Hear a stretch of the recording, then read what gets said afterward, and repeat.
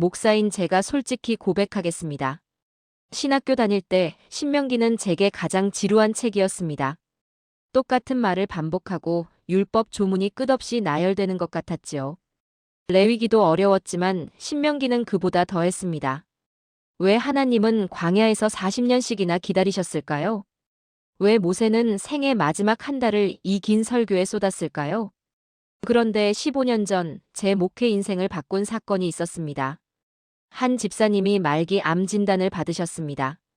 60대 중반 평생 교회를 섬기신 분이었습니다.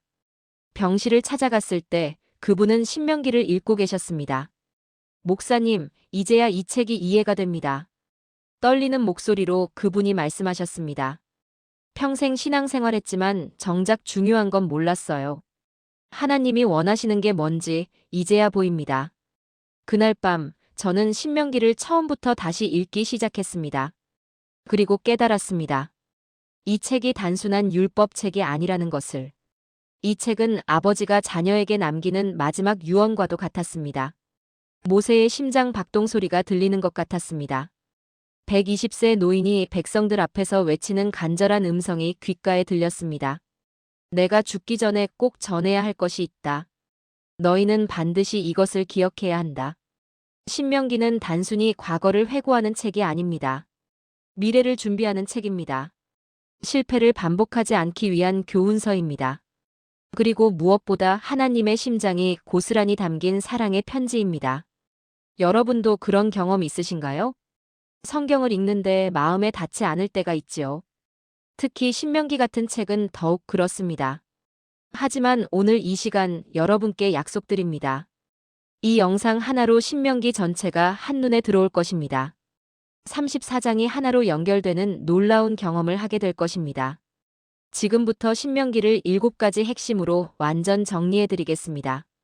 첫 번째, 광야 40년 실패가 아니라 준비였습니다. 신명기는 1장에서 4장까지 과거를 회고하는 것으로 시작됩니다. 그런데 이것이 단순한 역사 복습이 아닙니다. 모세는 호렙산에서 출발해 가데스 바네아에 이르기까지의 여정을 상세히 설명합니다. 특히 가데스 바네아에서의 실패를 강조합니다. 여러분, 이해가 되시나요? 40년 전 그날, 이스라엘은 가나안 땅 코앞까지 왔었습니다. 열흘이면 도착할 거리였습니다. 그런데 12명의 정탐꾼을 보냈고 그중 10명이 부정적인 보고를 했습니다. 그 땅 사람들은 거인이고 우리는 메뚜기 같았습니다. 백성들은 두려워하며 원망했습니다. 그날 밤 하나님의 진노가 임했습니다. 너희는 이 광야에서 40년을 방황할 것이다.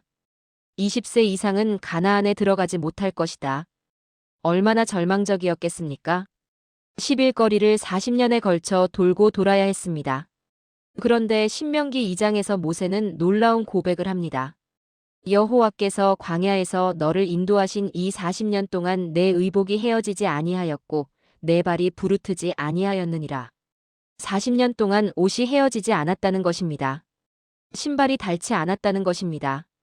이것이 무엇을 의미합니까? 하나님이 그들을 버리지 않으셨다는 증거입니다. 징계하셨지만 포기하지 않으셨습니다. 실패한 세대를 40년 동안 먹이고 입히시며 키우셨습니다. 아니, 더 정확히 말하면 새로운 세대를 준비시키셨습니다. 저는 3년 전에 한 청년을 만났습니다.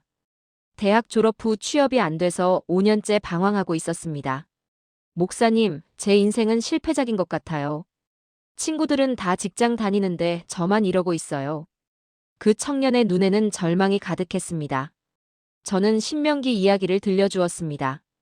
광야 40년이 낭비가 아니었던 것처럼 지금 이 시간도 낭비가 아닐 거예요. 하나님이 당신을 준비시키고 계십니다. 6개월 후 그 청년에게서 전화가 왔습니다. 떨리는 목소리였습니다. 목사님, 제가 합격했어요. 그런데 신기한 게 면접관이 제게 물어봤어요. 5년 동안 뭐 했냐고요? 저는 솔직하게 말했어요. 방황했지만 그 시간에 많이 배웠다고요. 그랬더니 면접관이 말하더라고요. 우리 회사에 필요한 사람은 바로 당신 같은 사람이라고요. 그 청년은 지금 그 회사에서 핵심 인재가 되었습니다. 5년의 광야 시간이 그를 준비시킨 것입니다. 여러분의 삶에도 그런 시간이 있지 않습니까? 아무것도 되지 않는 것 같은 시간, 제자리 걸음하는 것 같은 시간이 있지요. 하지만 신명기는 우리에게 말합니다. 그 시간이 결코 낭비가 아니라고. 하나님이 당신을 준비시키고 계시는 거룩한 시간이라고. 광야는 실패의 장소가 아니라 훈련의 학교였습니다. 옛 세대의 불신앙이 죽어가는 동안 새 세대의 믿음이 자라나고 있었습니다. 함께 이 첫 번째 주제를 기도로 고백해 보시겠습니까? 사랑하는 하나님 아버지, 제 인생의 광야 시간을 감사드립니다. 때로는 왜 이렇게 오래 걸리는지, 왜 아무것도 변하지 않는지 원망했습니다. 하지만 이제 깨닫습니다. 그 시간이 저를 준비시키는 하나님의 섭리였음을. 40년 동안 옷이 헤어지지 않게 하신 것처럼 저의 삶도 주님이 지켜주고 계심을 믿습니다. 지금 이 순간도 주님이 저를 인도하고 계심을 고백합니다. 광야가 끝나고 약속의 땅으로 인도하실 주님을 신뢰합니다. 예수님의 이름으로 기도합니다. 아멘. 이 고백을 가슴에 새기시고 다음 이야기로 넘어가겠습니다. 두 번째, 쉐마, 하나님이 원하시는 단 한 가지입니다. 신명기 6장 4절에서 9절은 유대인들이 가장 중요하게 여기는 말씀입니다. 바로 쉐마입니다. 이스라엘아 들으라, 우리 하나님 여호와는 오직 유일한 여호와이시니 너는 마음을 다하고 뜻을 다하고 힘을 다하여 내 하나님 여호와를 사랑하라. 쉐마는 히브리어로 들으라는 뜻입니다. 단순히 귀로 듣는 것이 아닙니다. 마음으로 받아들이고 삶으로 순종하라는 의미입니다. 그런데 이 짧은 구절에 모든 것이 담겨 있습니다. 여호와는 유일하신 하나님이십니다. 다른 신은 없습니다. 그분만이 창조주이시고 구원자이시며 왕이십니다. 그러므로 우리는 그분을 사랑해야 합니다. 마음을 다하고 뜻을 다하고 힘을 다해서 말입니다. 여러분, 이것이 얼마나 놀라운 명령인지 아십니까? 율법이 수백 개인데 그 핵심은 단 하나입니다. 하나님을 사랑하라. 그런데 문제가 있습니다. 우리는 하나님을 진정으로 사랑하고 있습니까? 마음을 다해서 정말로, 뜻을 다해서 진심으로, 힘을 다해서 온전히? 솔직히 고백하겠습니다. 저도 목사이지만 매 순간 하나님을 사랑하지 못할 때가 많습니다. 기도 시간보다 유튜브 보는 시간이 더 길 때가 있습니다. 말씀 묵상보다 뉴스 읽는 게 더 재미있을 때가 있습니다. 이것이 우리의 현실 아닙니까? 그런데 신명기는 여기서 멈추지 않습니다. 6장 7절에서 9절을 보십시오.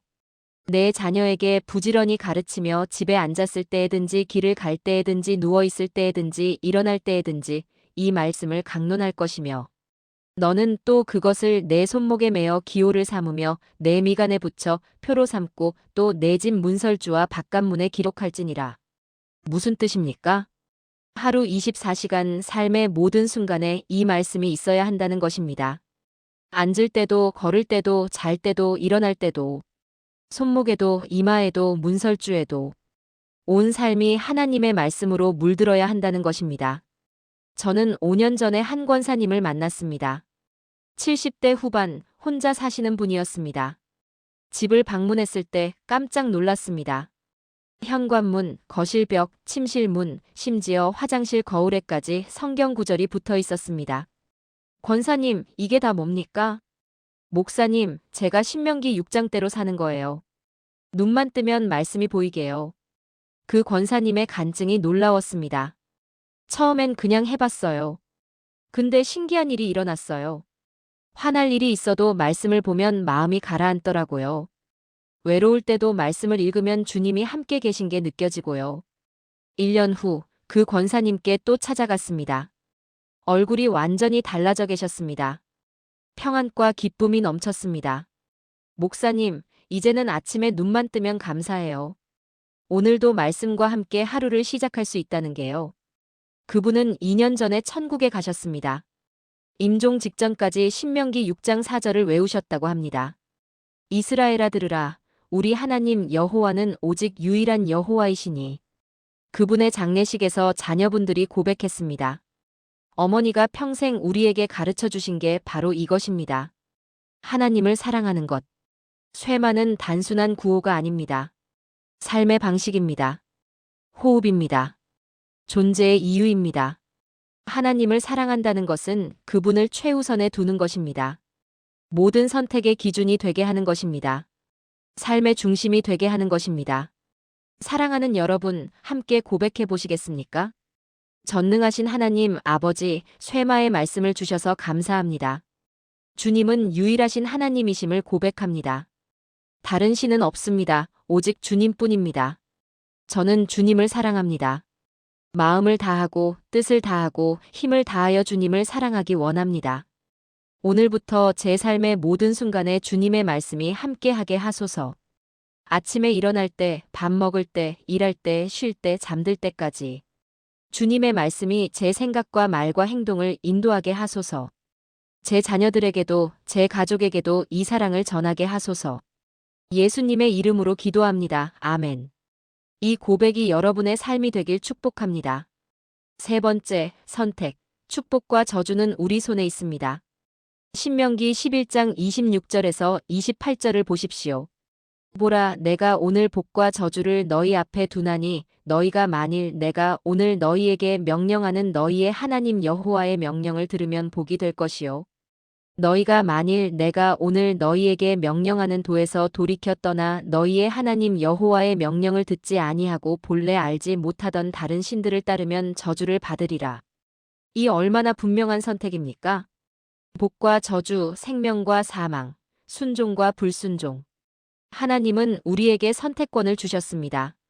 강요하지 않으십니다. 하지만 결과는 분명히 말씀하십니다. 신명기 28장은 이 원리를 더욱 구체적으로 설명합니다. 1절에서 14절까지는 순종의 축복을 말합니다. 성읍에서도 복을 받고 들에서도 복을 받습니다. 자녀도 토지소산도 짐승의 새끼도 복을 받습니다. 광주리도 떡 반죽 그릇도 복을 받습니다.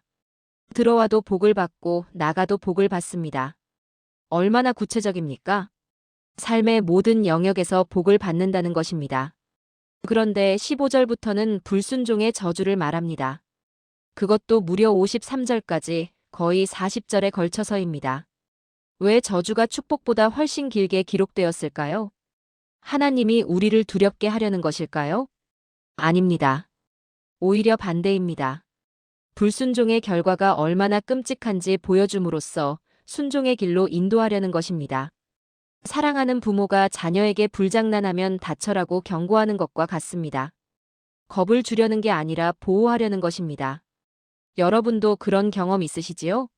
하나님의 말씀을 순종했을 때와 불순종했을 때의 차이를 느껴보신 적이 있으실 것입니다. 저는 10년 전 일이 생생합니다. 교회 건축을 앞두고 있었습니다. 건축위원회에서는 대출을 받아서라도 크게 짓자고 했습니다. 목사님, 다른 교회들도 다 그렇게 해요. 나중에 갚으면 되죠. 그런데 제 마음이 편하지 않았습니다. 기도하는데 신명기 15장 6절 말씀이 떠올랐습니다. 내 하나님 여호와께서 내게 허락하신 대로 내게 복을 주시리니 내가 여러 나라에 꾸어줄지라도 너는 꾸지 아니하겠고. 하나님은 빚지지 말라고 하시는 것 같았습니다. 그래서 건축위원회를 설득했습니다. 우리 능력에 맞게 작게 짓읍시다. 빚지지 않고 지읍시다. 반발이 심했습니다. 몇몇 집사님들은 화를 내며 나가셨습니다. 이렇게 작게 지으면 언제 부흥합니까? 마음이 너무 아팠습니다. 제가 잘못 결정한 건가 싶었습니다. 그런데 놀라운 일이 일어났습니다. 교회를 작게 지었더니 성도들의 헌금 부담이 적었습니다. 그러자 전도에 더 집중할 수 있었습니다. 1년 후 교회가 가득 찼습니다. 2년 후 2부 예배를 시작했습니다. 3년 후 나갔던 집사님들이 다시 돌아오셨습니다. 목사님, 제가 잘못 생각했습니다. 하나님 방법이 맞았어요. 그때 나간 한 집사님이 이렇게 고백하셨습니다. 저는 큰 교회 건물 짓는 곳으로 갔어요. 그런데 그 교회가 5년째 빚 때문에 힘들어해요. 매달 이자만 수천만 원이래요. 전도는 생각도 못하고 빚 갚기에 급급해요.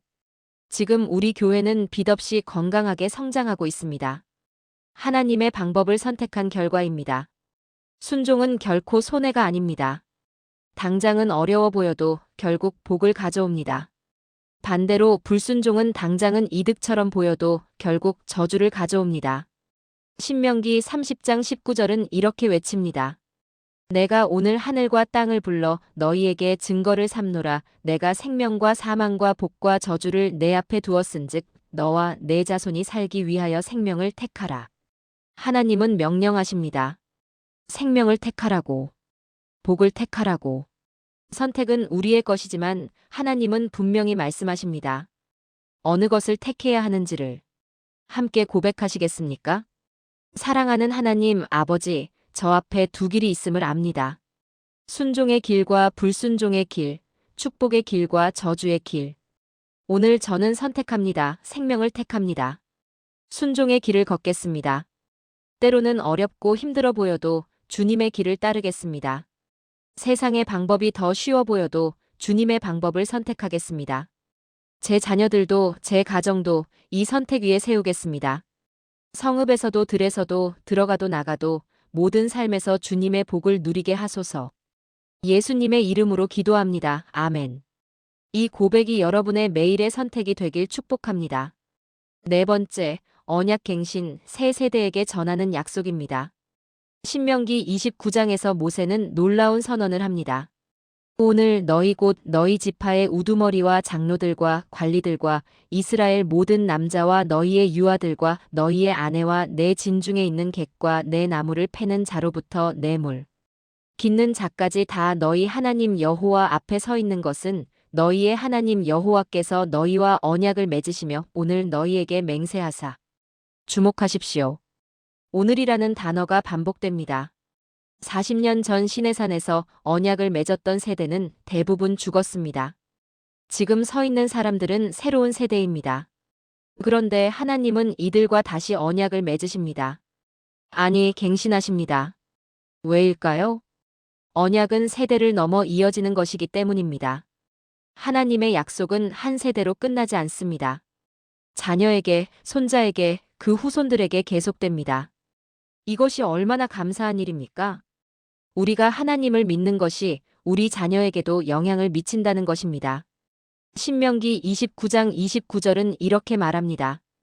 감추어진 일은 우리 하나님 여호와께 속하였거니와 나타난 일은 영원히 우리와 우리 자손에게 속하였나니 이는 우리에게 이 율법의 모든 말씀을 행하게 하려 하심이니라. 나타난 일, 즉 하나님의 말씀과 율법은 우리와 우리 자손에게 영원히 속한 것입니다. 이것을 행하는 것이 우리의 책임입니다. 그리고 이것을 다음 세대에 전하는 것도 우리의 사명입니다. 저는 작년에 한 할머니를 만났습니다. 85세, 5대가 함께 사는 집안의 큰어른이셨습니다. 자녀 7명, 손자 15명, 증손자 8명, 모두 교회에 다닌다고 하셨습니다. 할머니, 비결이 뭡니까? 별거 없어요. 그냥 매일 기도했어요. 우리 후손들이 하나님 믿게 해달라고요. 그 할머니의 간증이 놀라웠습니다. 6.25 때 남편이 전쟁터에 나갔어요.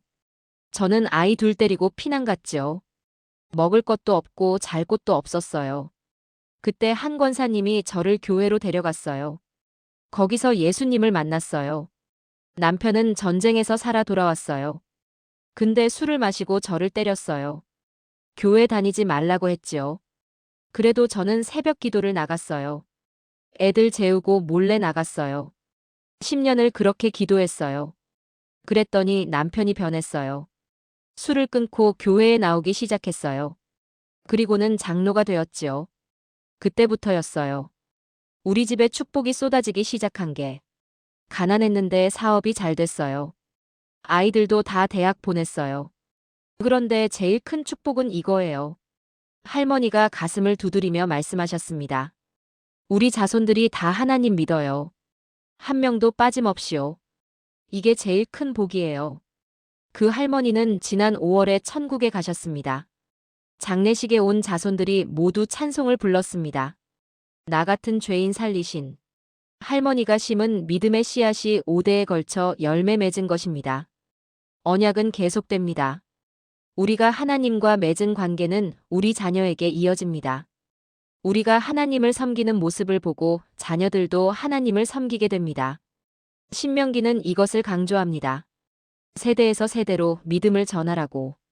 여러분의 신앙은 여러분으로 끝나지 않습니다. 자녀에게, 손자에게, 그 너머 세대에게 이어집니다. 이것이 언약의 능력입니다. 함께 고백하시겠습니까? 전능하신 언약의 하나님, 오늘 저와 언약을 맺어주심을 감사합니다. 주님은 제 조상과 언약하셨고, 저와 언약하시며 제 자손과도 언약하십니다. 이 언약이 세대를 넘어 이어지게 하소서. 제 자녀들이 주님을 알게 하시고, 제 손자들도 주님을 섬기게 하소서. 오늘부터 저는 다음 세대를 위해 기도하겠습니다. 제 삶으로 믿음을 보여주겠습니다. 제 입으로 주님의 은혜를 전하겠습니다.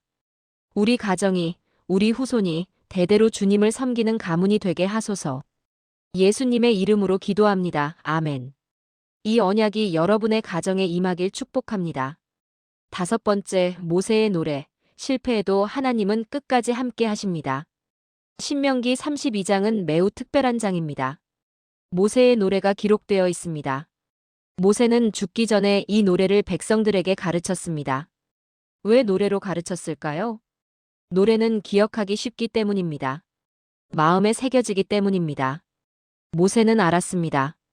백성들이 가나안에 들어가면 또다시 실패할 것을, 우상을 섬기고 하나님을 버릴 것을. 그래서 이 노래를 가르쳤습니다.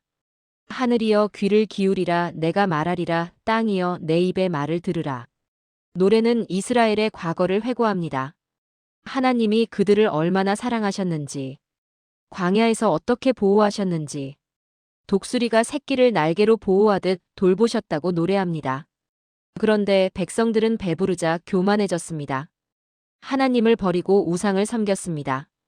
그는 자기를 지으신 하나님을 버리며 자기를 구원하신 반석을 업신여겼도다. 얼마나 슬픈 가사입니까? 하나님의 심정이 느껴지지 않습니까? 하지만 노래는 여기서 끝나지 않습니다. 하나님은 진노하시지만 완전히 버리지는 않으십니다. 징계하시지만 회복시키십니다. 32장 36절을 보십시오. 여호와께서 자기 백성을 판단하시고 그의 종들로 말미암아 위로를 받으시리니 징계 후에는 반드시 회복이 옵니다. 이것이 하나님의 방식입니다. 저는 7년 전에 한 집사님을 상담했습니다. 50대 남자 집사님이었는데 사업 실패로 모든 것을 잃으셨습니다. 집도 차도 명예도 다 잃었습니다. 목사님, 저는 끝났어요. 하나님이 저를 버리신 것 같아요. 눈물을 흘리며 말씀하시는데 제 마음도 아팠습니다. 집사님, 하나님은 절대 포기하지 않으세요. 신명기 32장 노래를 아십니까? 저는 그분에게 모세의 노래 이야기를 들려주었습니다. 이스라엘도 실패했어요. 하나님을 배신했지요.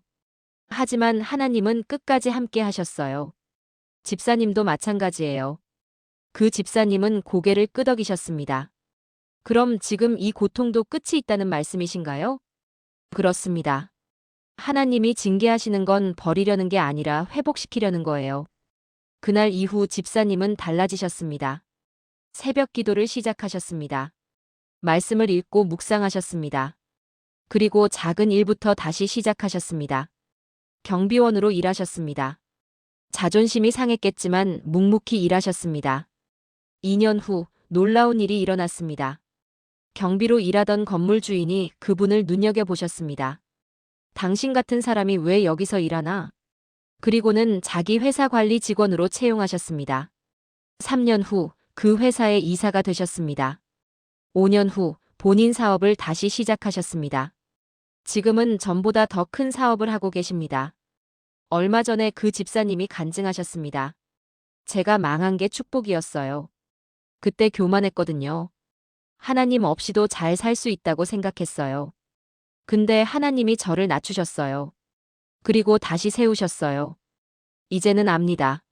모든 것이 하나님 은혜라는 걸요. 모세의 노래는 우리에게 말합니다. 실패해도 괜찮다고. 넘어져도 괜찮다고. 하나님은 끝까지 함께 하신다고. 징계는 일시적이지만 하나님의 사랑은 영원하다고. 함께 고백하시겠습니까? 사랑의 하나님 아버지, 제가 실패해도 포기하지 않으시는 주님을 찬양합니다. 제가 넘어져도 일으켜 세우시는 주님께 감사합니다. 때로 저는 교만해져서 주님을 떠납니다. 세상의 것들에 마음을 빼앗깁니다. 하지만 주님은 저를 징계하시고 다시 품으십니다. 독수리가 새끼를 날개로 덮듯 저를 보호하십니다. 오늘 저는 고백합니다. 제 인생의 모든 순간에 주님이 함께 하셨음을. 실패의 순간에도 고통의 시간에도 주님이 계셨음을. 앞으로도 주님이 저와 함께 하실 것을 믿습니다. 예수님의 이름으로 기도합니다. 아멘. 이 확신이 여러분의 것이 되길 축복합니다. 6번째, 가나안 정복 준비, 구체적인 순종이 승리를 가져옵니다. 신명기 7장에서 12장까지는 가나안 땅에 들어가서 해야 할 일들을 구체적으로 명령합니다. 우상을 철저히 파괴하라. 가나안 족속과 혼인하지 말라. 그들의 풍습을 따르지 말라. 안식년을 지키라.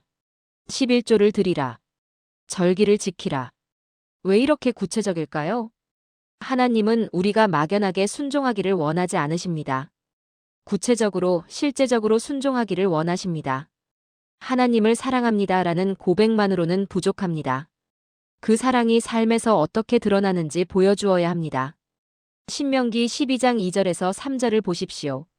너희가 쫓아낼 민족들이 그들의 신들을 섬기는 곳은 높은 산이든지 작은 산이든지 푸른 나무 아래든지 모두 너희가 마땅히 파멸하며 그 제단을 헐며 주상을 깨뜨리며 아세라 상을 불사르고 또 그 조각한 신상들을 찍어 그 이름을 그곳에서 멸하라. 철저하라는 명령입니다. 중간지대가 없습니다. 조금만 남겨두면 안 됩니다. 완전히 제거해야 합니다. 왜일까요? 조금이라도 남으면 그것이 다시 자라나기 때문입니다. 우상은 타협하지 않습니다. 조금의 틈만 주면 전체를 잠식합니다. 저는 3년 전에 한 청년을 만났습니다. 대학생이었는데 신앙이 흔들리고 있었습니다. 목사님, 저 요즘 교회 나오기 싫어져요. 친구들이랑 놀고 싶고 주말에 쉬고 싶어요. 무슨 일 있었어? 아니요, 그냥요. 한두 번 빠져도 괜찮잖아요. 저는 알았습니다. 이 청년이 지금 위험한 상태라는 것을. 한두 번이 계속되면 어떻게 될 것 같아? 청년은 대답하지 못했습니다. 지금 내가 선택하는 거야. 신명기 원리를 따를 거냐, 아니면 타협할 거냐? 그 청년은 진지하게 생각하더니 말했습니다. 목사님 말씀이 맞아요. 제가 핑계만 찾고 있었네요. 그날 이후 그 청년은 달라졌습니다.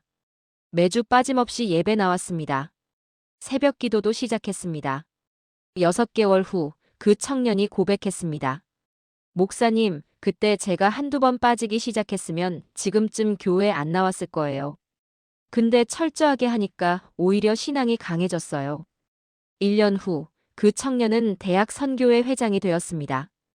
2년 후 단기 선교를 다녀왔습니다. 지금은 신학교를 준비하고 있습니다. 목사님, 제 인생을 바꾼 게 그 대화였어요. 철저하게 순종하라는 원리요. 신명기는 반복해서 강조합니다. 철저하라고. 타협하지 말라고. 구체적으로 순종하라고. 이것이 승리의 비결입니다.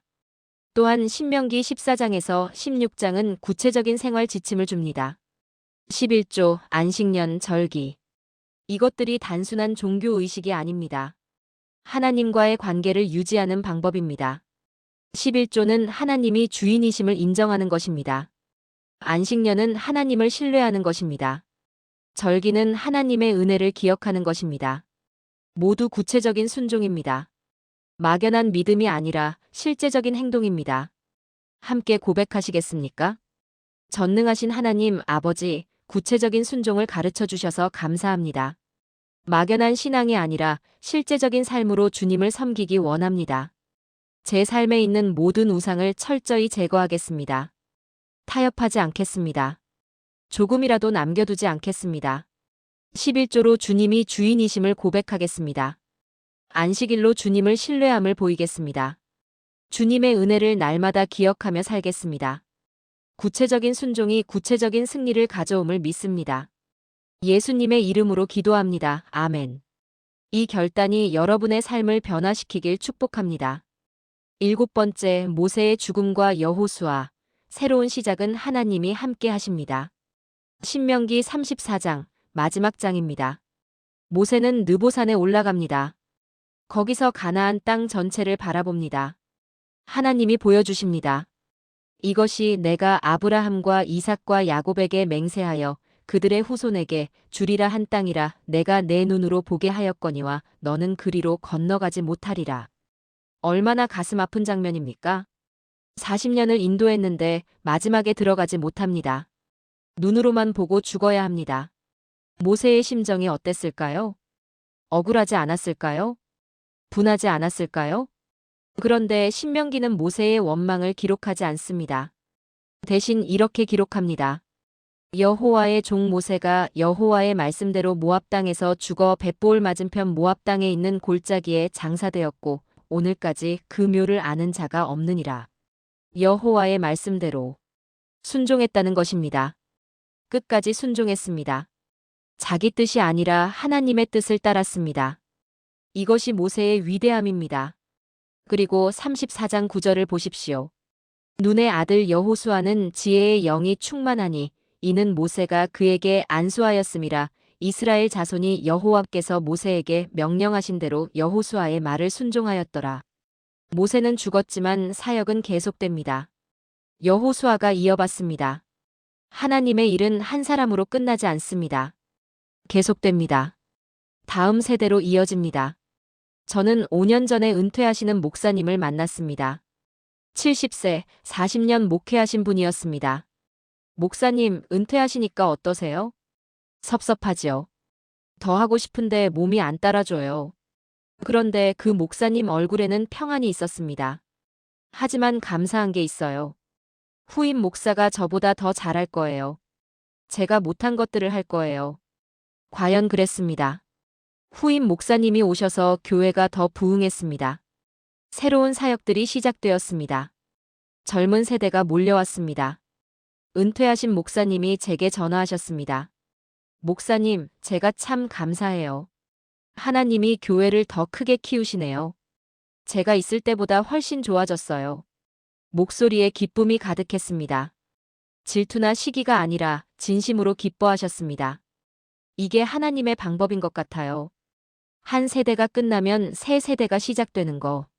모세가 죽으니 여호수아가 일어나는 거. 그 목사님은 작년에 천국에 가셨습니다. 장례식에 후임 목사님이 조사를 하셨습니다. 이 목사님이 제게 남기신 가장 큰 유산은 교회 건물이 아니라 순종의 정신입니다. 끝까지 하나님 뜻에 순종하셨습니다. 저도 그렇게 살겠습니다. 신명기 34장 10절에서 12절은 모세를 이렇게 평가합니다. 그 후에는 이스라엘의 모세와 같은 선지자가 일어나지 못하였나니 모세는 여호와께서 대면하여 아시던 자요. 여호와께서 그를 애굽 땅에 보내사 바로와 그의 모든 신하와 그의 온 땅의 모든 이적과 기사와 모든 능한 손과 모든 큰 위엄을 행하게 하심에 온 이스라엘의 목전에서 그것을 행한 자이더라. 모세는 독특한 사람이었습니다. 하나님과 대면한 사람. 기적을 행한 사람. 하지만 모세도 죽었습니다. 인간은 유한합니다. 하지만 하나님은 무한하십니다. 하나님의 일은 계속됩니다. 여러분의 삶도 마찬가지입니다. 여러분이 하는 일이 여러분으로 끝나지 않습니다. 다음 세대로 이어집니다. 여러분의 자녀가, 여러분의 제자가, 여러분의 후배가 이어받습니다. 그러니 끝까지 충성하십시오. 마지막까지 순종하십시오. 결과는 하나님께 맡기십시오. 함께 마지막 기도를 드리시겠습니까? 사랑하는 하나님 아버지, 모세의 삶을 통해 가르쳐 주셔서 감사합니다. 끝까지 순종하는 것, 결과를 주님께 맡기는 것을 배웁니다. 저도 제 삶을 주님께 드립니다. 제가 하는 모든 일이 주님의 영광을 위한 것이 되게 하소서. 제 뒤를 이을 다음 세대를 준비시켜 주소서. 제 자녀들이, 제 제자들이, 제 후배들이 더 큰 일을 하게 하소서. 모세가 여호수아에게 안수했듯 저도 다음 세대에 축복을 전하게 하소서. 제 인생이 끝나도 주님의 일은 계속될 것을 믿습니다. 세대를 넘어 주님의 나라가 확장될 것을 믿습니다. 예수님의 이름으로 기도합니다. 아멘. 이 믿음이 여러분의 것이 되길 축복합니다. 사랑하는 여러분, 지금까지 신명기의 7가지 핵심을 나누었습니다. 함께 한 번 더 이 모든 내용을 하나의 기도로 드리겠습니다. 전능하신 하나님 아버지, 오늘 신명기를 통해 주신 놀라운 말씀들을 감사드립니다. 광야 40년이 실패가 아니라 준비였음을, 제 인생의 광야 시간도 주님의 섭리였음을 고백합니다. 쇠마의 말씀처럼 주님을 마음 다하고 뜻 다하고 힘 다하여 사랑하겠습니다. 아침에 일어날 때부터 밤에 잠들 때까지 제 삶의 모든 순간에 주님의 말씀이 함께하게 하소서. 저 앞에 놓인 두 길 중에서 생명을 택하고 축복을 선택하겠습니다. 순종의 길이 때로 어렵고 힘들어 보여도 끝까지 주님의 길을 걷겠습니다. 저와 제 자손에게 맺으신 언약을 기억합니다. 제 자녀들이, 제 손자들이 대대손손 주님을 섬기는 가문이 되게 하소서. 실패해도 포기하지 않으시고 끝까지 함께 하시는 주님을 찬양합니다. 독수리가 새끼를 날개로 덮듯 저를 보호하시는 주님께 감사합니다. 구체적인 순종을 통해 구체적인 승리를 경험하게 하소서. 제 삶의 모든 우상을 철저히 제거하고 오직 주님만을 섬기겠습니다. 모세처럼 끝까지 주님의 뜻에 순종하며 다음 세대를 준비하는 삶을 살게 하소서. 제가 하는 모든 일이 주님의 영광을 위한 것이 되게 하시고 세대를 넘어 주님의 나라가 확장되게 하소서. 신명기의 모든 말씀이 제 삶에 이루어지기를 간절히 기도하며 살아계신 예수 그리스도의 이름으로 기도합니다. 아멘. 사랑하는 성도님들, 신명기는 단순한 율법책이 아닙니다. 하나님의 심장이 담긴 사랑의 편지입니다. 광야에서 40년을 함께 하신 하나님, 쇠마를 통해 사랑을 요구하시는 하나님, 선택의 자유를 주시되 생명을 택하라 명하시는 하나님, 세대를 넘어 언약을 지키시는 하나님, 실패해도 끝까지 함께 하시는 하나님, 구체적인 순종을 통해 승리로 인도하시는 하나님, 그리고 새로운 시작을 허락하시는 하나님을 우리는 만났습니다.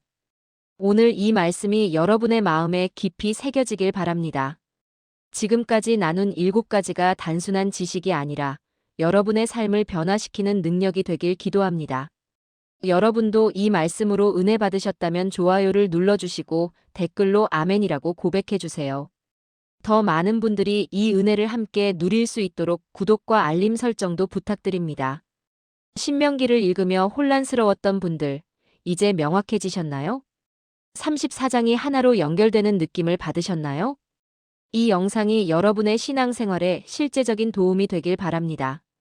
다음 영상에서는 여호수아를 다룰 예정입니다. 모세가 죽고 여호수아가 어떻게 가나안을 정복했는지 그 놀라운 이야기를 함께 나누겠습니다.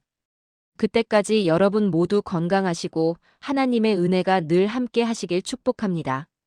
여러분의 삶에 신명기의 축복이 가득하길 기도합니다. 광야가 끝나고 약속의 땅으로 들어가는 그 순간을 경험하시길 바랍니다.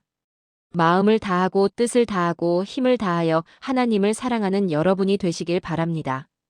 생명을 택하고 복을 선택하는 여러분이 되시길 바랍니다. 언약의 하나님이 여러분과 여러분의 자손과 함께 하시길 축복합니다. 실패해도 끝까지 함께 하시는 하나님을 경험하시길 바랍니다. 구체적인 순종을 통해 구체적인 승리를 누리시길 바랍니다.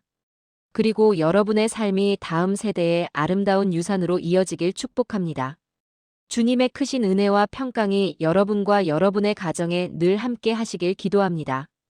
다음 시간에 또 만나요.